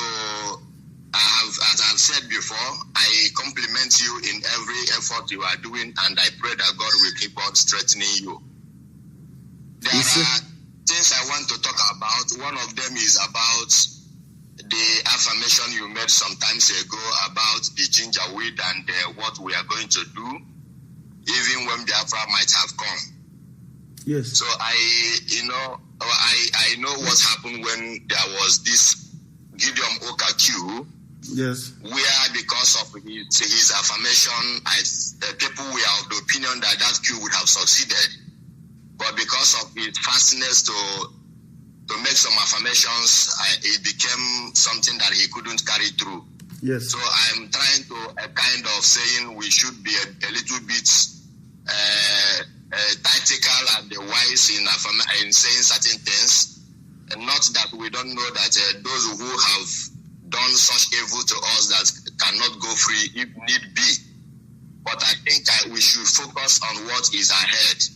That is number one. Then another thing I want to say is about Enugu Watch Express and Onisha Express, the money you are talking about that Ohaneze collected, because it is always good. I love IPOP for honest. I love IPOP because they are matching every argument with truth, and truth is always what can set us free.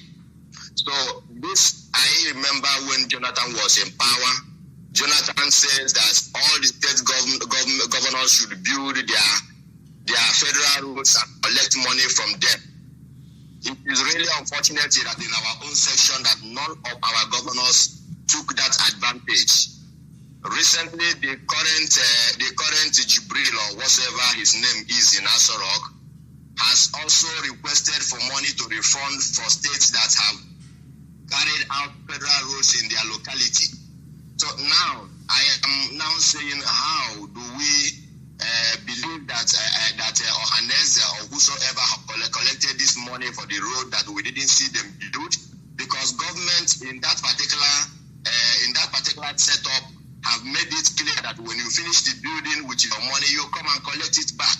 But in our own side, that nobody builded anything. Then how the government gave the money that you are talking about? Because I want to be sure, because this is our fathers. We all want everything that are genuine, everything that are correct. But I will condemn my father when he did what is wrong. But it will not be right if I will be condemning them for what they are not guilty of. Now, let me put it to you this way. So you're saying that Goodluck Jonathan was in office for 6 years and he never awarded the contract or released the funds for Enugu-Iguacha Expressway. Is that what you're saying? Yeah, his system was build your road and come and collect the money. That was what I heard in his administration. No, I don't believe in hearing something. I believe in something that I can confirm and verify. If you know anybody working... I heard it directly from Jonathan himself. I heard it directly from Jonathan in interview. He said all the state governors build the federal road and come and collect the money. Simple. That is what he said. So if our governors fail to take that advantage, I don't see how Ohanese... That wasn't what happened. So what you're saying to me, that hold on. Let me correct you, please. So you're saying now that every capital project going on in the zoo as we speak today is go and build and come and collect refund later. You are mistaking two things. The governments of the zoo have been saying, if you spent money on federal roads, come and take it back. And I want you to send anybody to Federal Ministry of Works. I think it's where Fashola is, the man of darkness. Send anybody there. Let them go and bribe whoever is at the gate. Go and bribe somebody to bring out the files for you. Just tell them that you want to know the status of Enugu-Iguacha Expressway. Tell them the same thing about Enugu-Onitsha Expressway as well. They will tell you. And then lastly, I know who ate the money for Umuahia Uwere. You know the road that passed Trimbis, eh? Are you aware of that road? I know who ate that money. I know who has it. And what they did with it. So we should stop providing excuses for people who are corrupt. That is the reason why the zoo is corrupt. Because black people always make up excuses for what is evil. Since I made the allegation, has any of them come out to say that it is not correct? And if you have somebody who's close to Jonathan, ask him to ask Jonathan, how many times have you awarded Enugu-Iguacha Expressway? Then you'll be shocked. You will be devastated as to what has been going on in our land. So we know all these things very well. Do you know how many times they ate the money? Onitsha Owerri. Ask anybody who lives around there. Ask them. Obasanjo had to literally cry and scream before they built Owerri to Onitsha. Are you aware of that? So which state governor built Enugu to Onitsha? Which governor built Owerri to Onitsha Expressway and collected money from federal government? If what you're saying is correct. I think it was in Ngige, if I'm not mistaken. Anambra Federal Road. In fact, Ngige built it out of rebellion because he wanted to prove a point. But later it became norms. Thereafter, Jonathan said others can build and collect the money. My brother, you are wrong. Whoever stole our money, listen. Whoever stole our money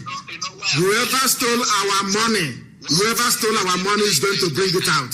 I love respecting my elders, but I am not a fool, and anybody that misbehaves, I am out for capital punishment. I don't care whosoever that person is, because we don't deserve all this darkness and evil we are seeing in our country, in our region. Yes. But what I will not stand is it can never be right for us to stand and say that somebody that is not guilty is guilty when he's not guilty. No, that's why I'm saying what I have given you the facts and the figures.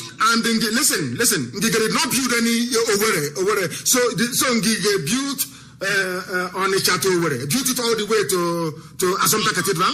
Ngige built only between only between the Onitsha metropolis. He didn't go beyond that. But I'm talking about a federal road. I'm not talking about the trunk B roads you have in Anambra. We must be able to understand issues and facts before we debate or argue it. Ngige built roads, B2B built roads as well. We understand that. NDDC under this man Onyema, I think his name is Onyema, he built a lot of roads as well. A lot of little feeder roads connecting communities. I am talking about federal awarded roads. I'm giving you an assignment now. 3 simple assignments. The number 1 assignment is how many times did the federal government of the zoo award the contract for Owerri to Onitsha? I said, how many times? That is your number 1 assignment.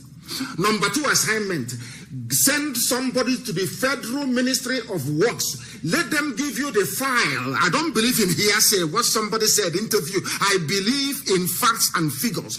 Tell them to give you the file of Enugu-Iguacha Expressway. You will see what happened.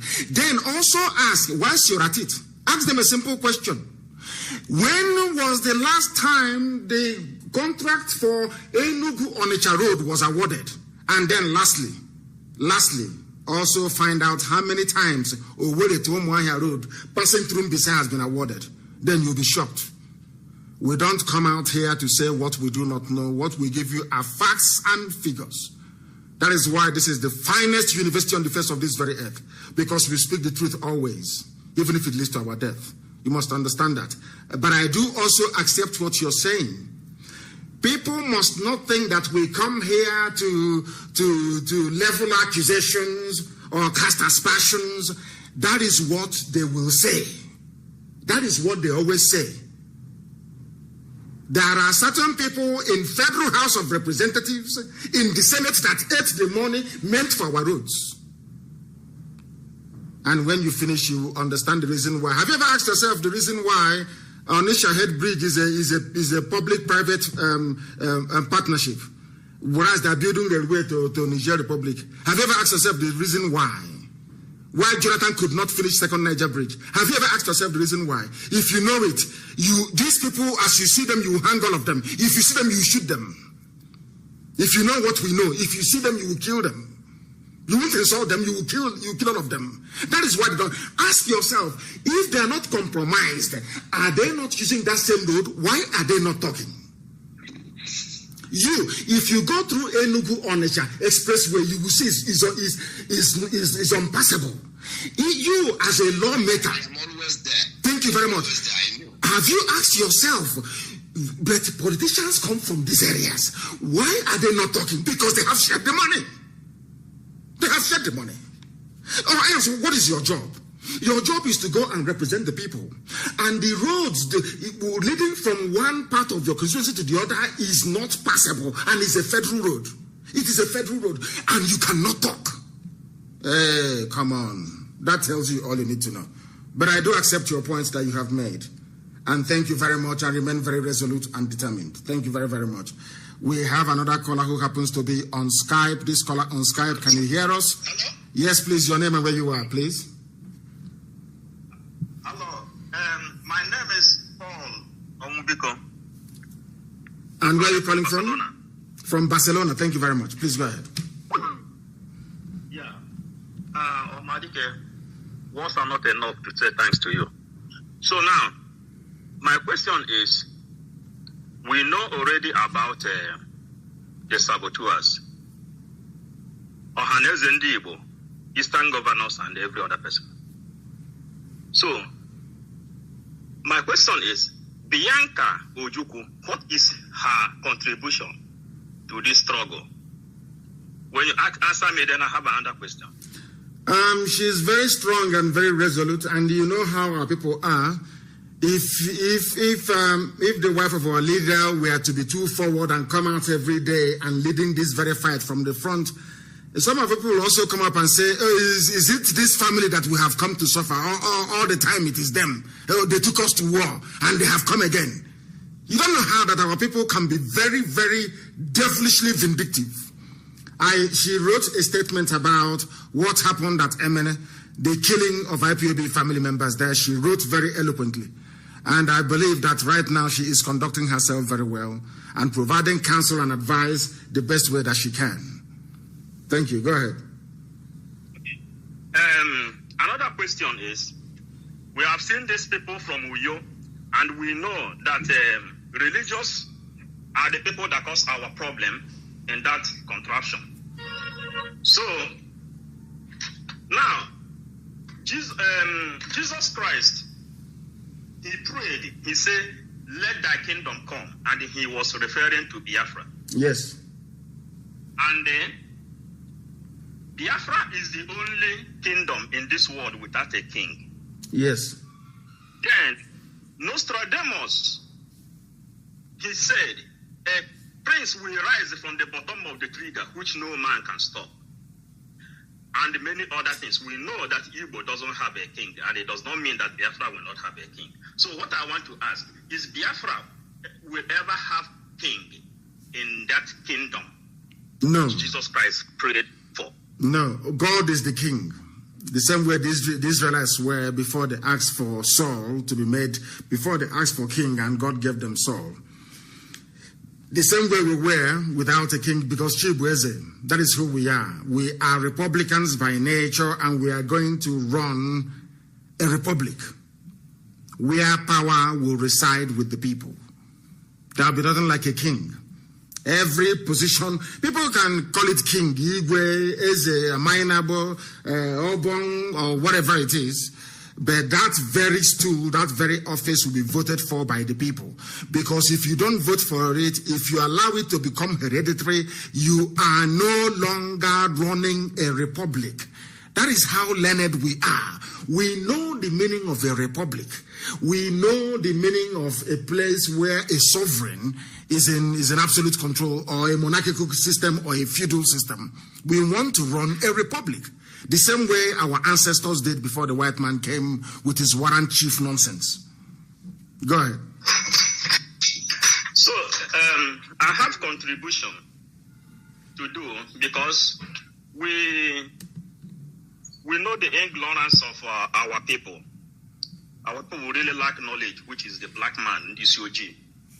So, but there is a way in the Western world how they used to treat with this kind of people.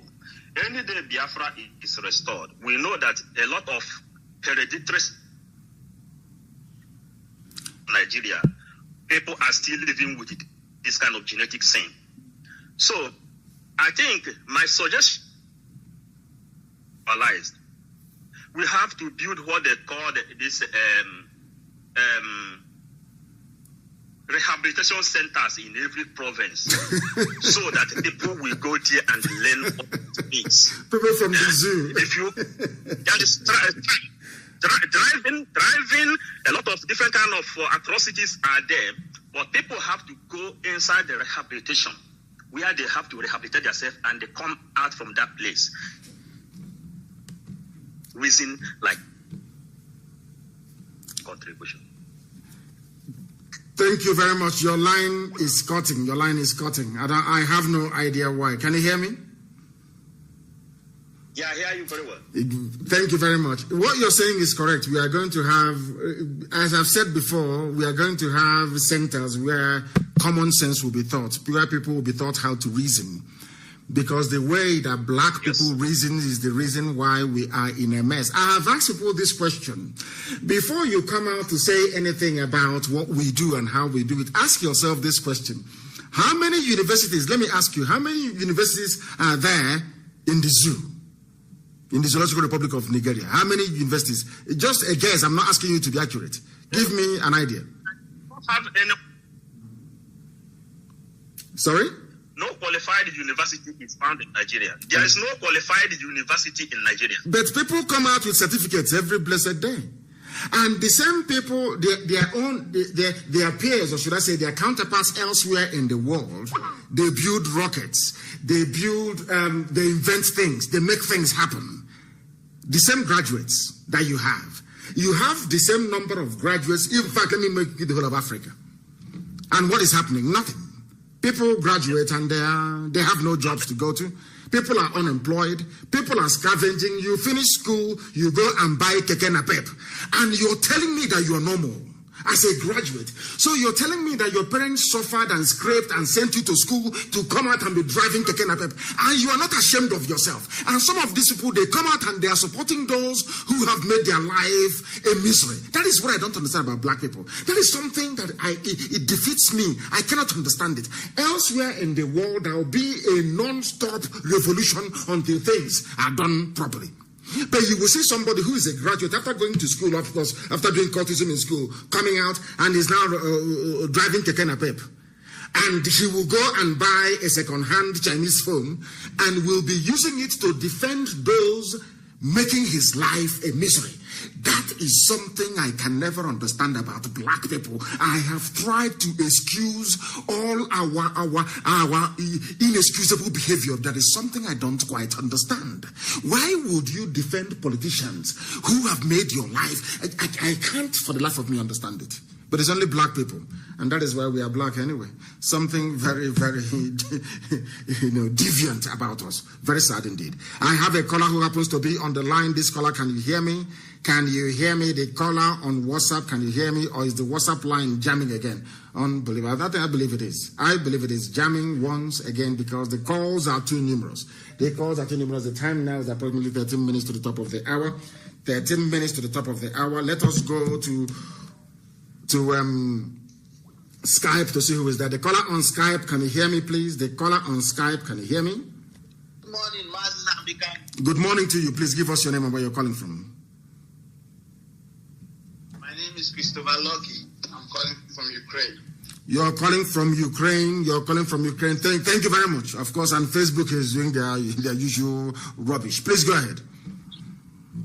First of all, I would like to congratulate you, sir. Congratulations for Biafra, for your good work and for Biafra. Thank you. We thank Chukwukika Biama, who made it possible. Please go ahead. Sir, the amount of gratitude you deserve is more than words. Like, I'm going to build the biggest statue in the world for you and Ojukwu. I don't believe in statues.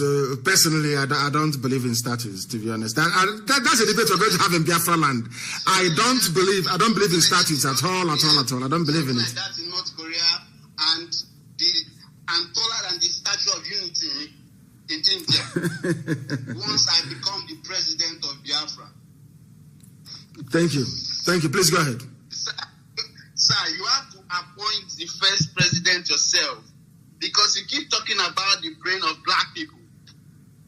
You cannot underestimate stupid people in large numbers. If they vote the wrong person, maybe somebody that is making videos that want fame and want to eat money, all those it's our turn evil mentality of a black man. All those stupid greedy men, blind men, both old and young. Sir, you have to appoint the first president of Biafra by yourself. I want to ask you a question. Go ahead. What is the requirement for to bid for the president of Biafra? I want to know the requirements. Acceptability by the people. The people will have to choose because our job is to educate and prime our people to be able to tell us who can make their lives better and also to have the conviction and the courage to remove those people should they perform very badly. These are the things we must be able to do. Once we have a system you cannot rig, because if you rig elections in Biafra land, you'll be hanged. Is death penalty. Now, if we have a system whereby you cannot rig elections, that the will of the people will prevail, I trust that the majority of Biafrans always and at all times will be able to make the right choices at all times. So if the people accept you, then you can go and serve them. You're not going to rule anybody.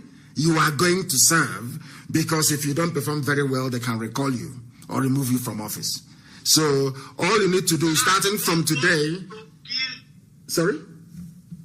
Sir, God told me to give Biafrans electricity. God told me to give Biafrans electricity, not NEPA. I'm talking about 24 electricity. Electricity that is like oxygen. That, you know, Are you an inventor? Did you invent anything? Electricity is going to be stable. Have you invented anything that can give us electricity without burning fossil fuel? Have you developed anything that can give us electricity? Solar energy from the sun. Very good. Now we welcome you to try and make that available as soon as Biafra is restored. Thank you very, very much for that. That is what we would like to hear. I want to know the requirements. Because I am capable. I pass all the requirements physically, spiritually, educationally, mentally, historically. Then you don't need to convince me. You don't need to convince me. Go and convince Biafran people when the time comes. Pray for Biafra to come first of all, and then you put yourself forward. All these, your credentials, will be scrutinized then. It is not left for any electoral commission to be talking rubbish. Our people will choose those that will serve them.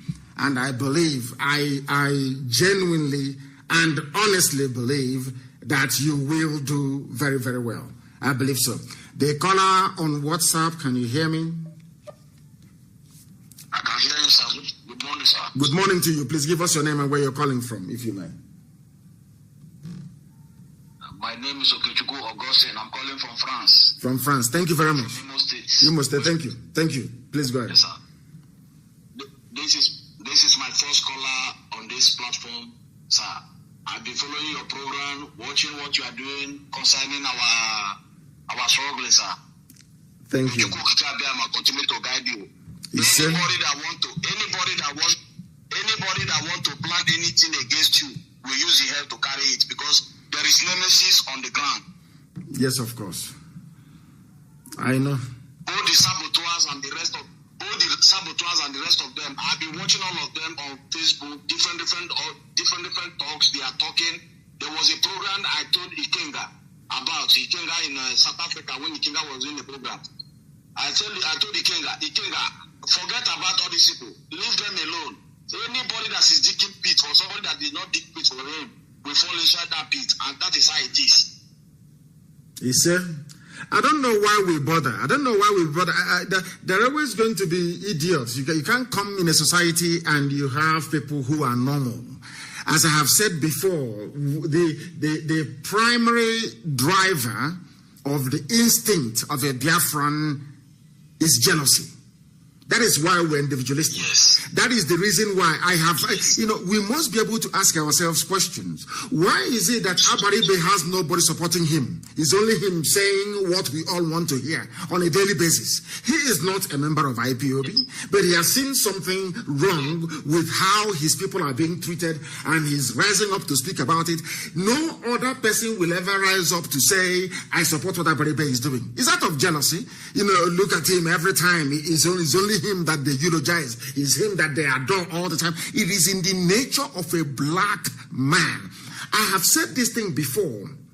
I have all my orientation, so to speak, I got from England, for instance. When I got to England newly, there used to be a program called the $64,000 question. Then after that, after many years, they now have the Who Wants to Be a Millionaire and all this quiz. If you see the way that people, you don't know the person answering those questions or attending to that very quiz, everybody wants them to win. And you get to work in the morning and you'll be wondering, and I spend time wondering, thinking to myself, why is it that white people, anytime we get to work, they'll be saying, he made a mistake or she made a mistake, I wanted him to win, I was rooting for him. And they are not even related. Compare and contrast that with the behavior of black people. As you are about to be asked the question that will give you $1 million. Hey, oh my goodness, why not me? Oh dear God, he's not going to get anything. So tomorrow he will be a millionaire. And I've asked you before, why is it that when people are successful, you have another person from another compound looking for who to poison from that family? That is how black people are in this UG black. That is how they reason. That is how they have evolved. Listen, We have not genetically. My leader. Please go ahead. My leader, there is something I want people to know. That is the story of Jesus Christ and Judas Iscariot. Jesus Christ was not recognized when he was in the midst of people. It's when Judas Iscariot went and collected bribe from these people, and now there is no way these people can discover Jesus Christ. When Judas Iscariot now went to Jesus Christ and kissed him, that is when they discover him, Jesus Christ. But at the end of the day, as he betrayed Jesus Christ, how did he end up? These people are inconsequential. What you're saying is absolutely right, and I agree with you completely. But I believe that we are spending inordinate amount of time discussing people who are irrelevant, quite frankly. And the reason why we discuss them is because, as I have said before, for us, gossip sells. It is part of that, a culture of gossip and recycling things that are irrelevant. What we must do, and what we have done in the past and must continue to do, is to focus on the very difficult task of restoring Biafra. I have said this thing before, and allow me to also say it again, and I'll ask it by way of a question.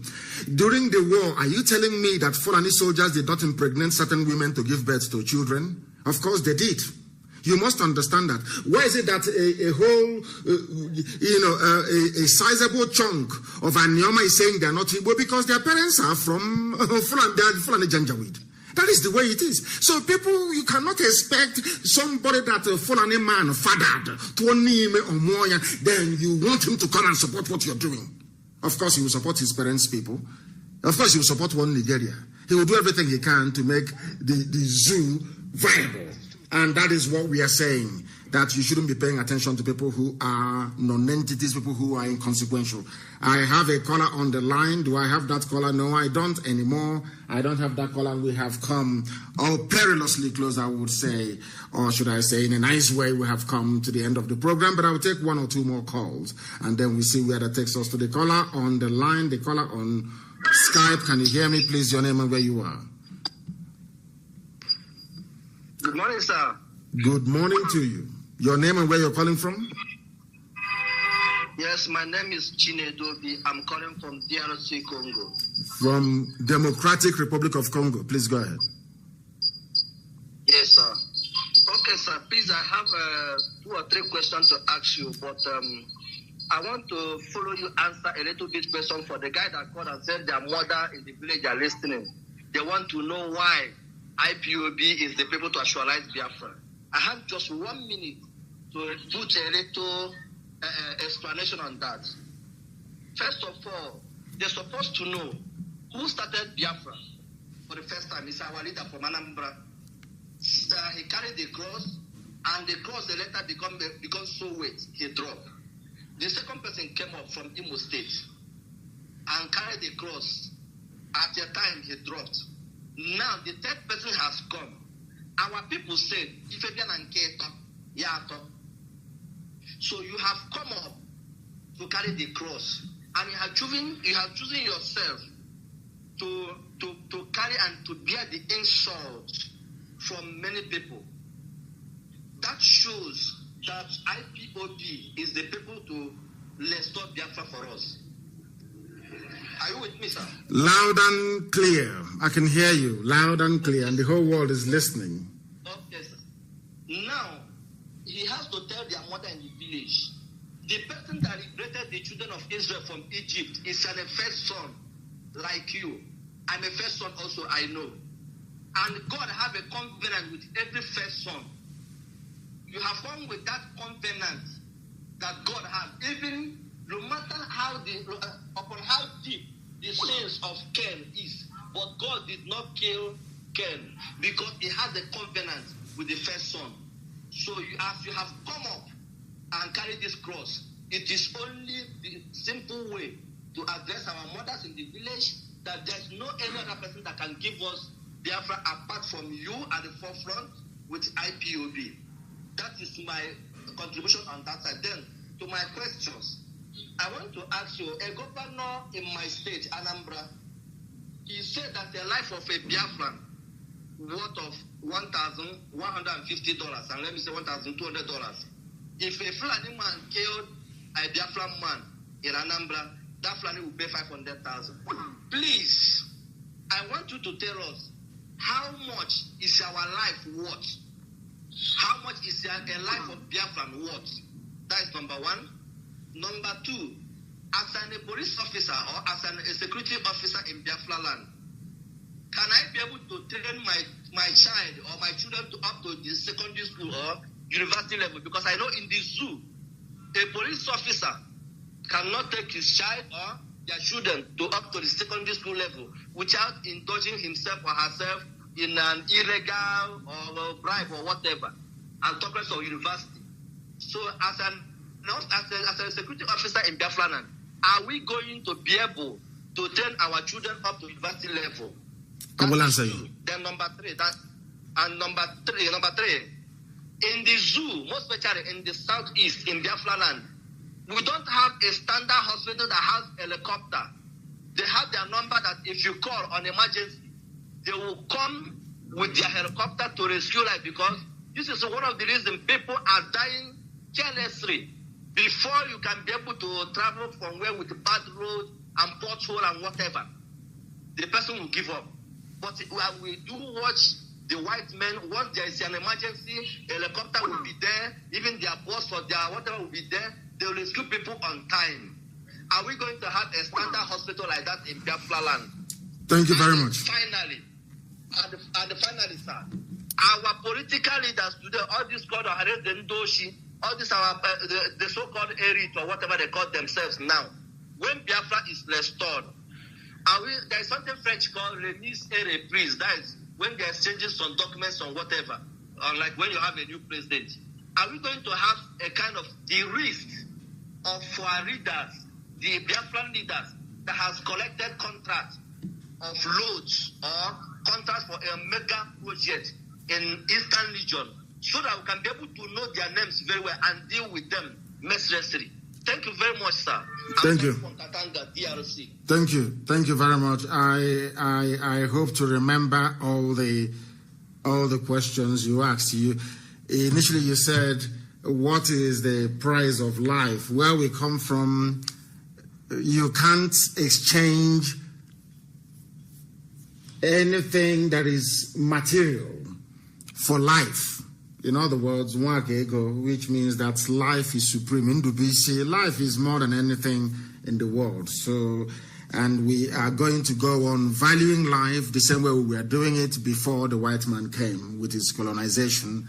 And today we are a mess. And today you have Biafran people, you have Igbo men and women running SARS in Okozo, harvesting organs of their fellow Igbo people. Something that is an abomination before God Almighty in heaven. So for us, life is priceless. You cannot put a price to life itself. And I think your second question was concerning if you're a police officer, if you are going to train your children to university level, education in Biafra land will be free right up to university level. We have been agonizing as to how we are going to fund that. We don't want to remove the responsibility. People will go to colleges and to universities with students' loans. When you finish and you come out, you can repay if your parents cannot pay for you. There will be bursaries, there will be scholarship. We're going to do all we can to make sure that education is accessible for each and every child that needs it. Mind you, education will be compulsory up to the age of 18.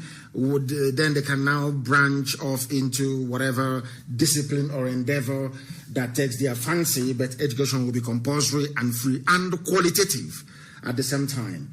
And also, you talked about hospital. We are going to build world-class hospitals.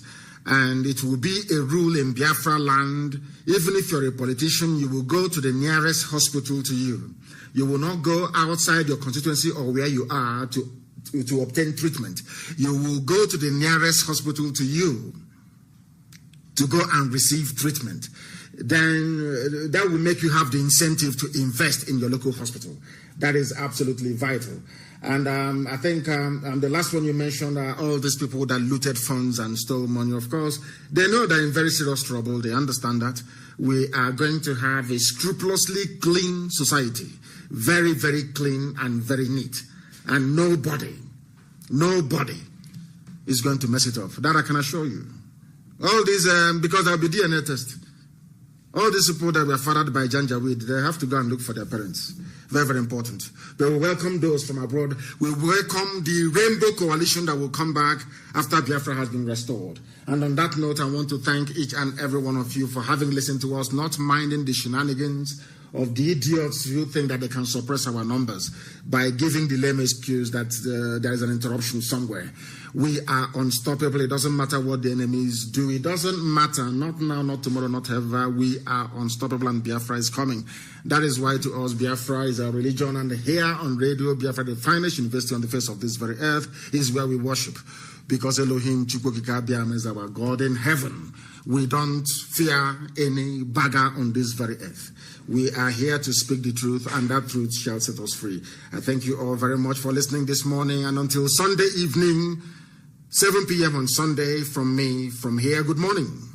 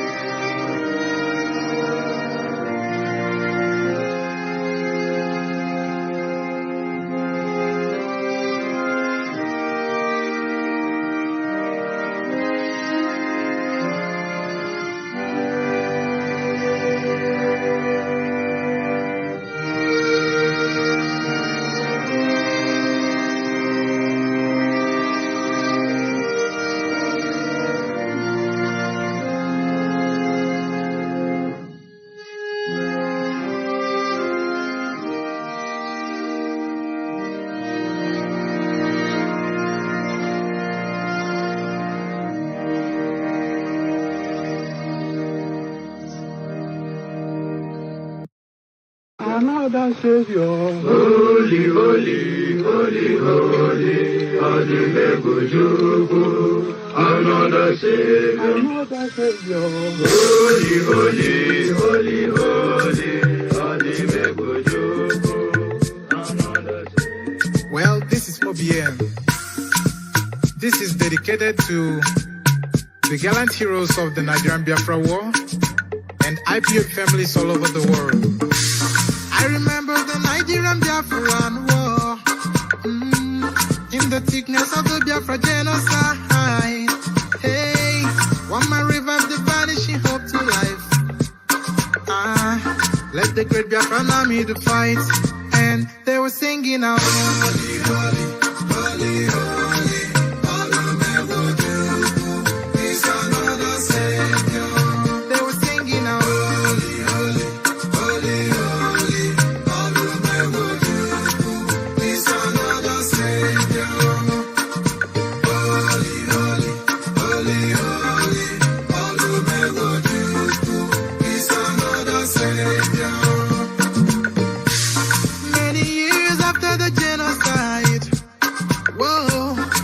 another great leader has risen up now. Oh, and he's leading the Biafrans to victory. In your madika, Yabika Kokwanam no. Hey, Anamekele Mazuche me for. It's an honor having you on board. When I'm singing along. Holy, holy, holy, holy. Nnamdi Kanu is another savior. Gonna sing along. Holy, holy, holy, holy. Nnamdi Kanu is another savior. When I sing along. Holy, holy, holy, holy, holy, holy, holy, holy. Is another savior. Getting right and getting moving faster now. Holy, holy, holy, holy. Nnamdi is another savior. Holy, holy, getting moving right and faster. Got the freedom. Is another savior. Got the freedom. Holy, holy, holy, holy. Nnamdi Kanu is another savior.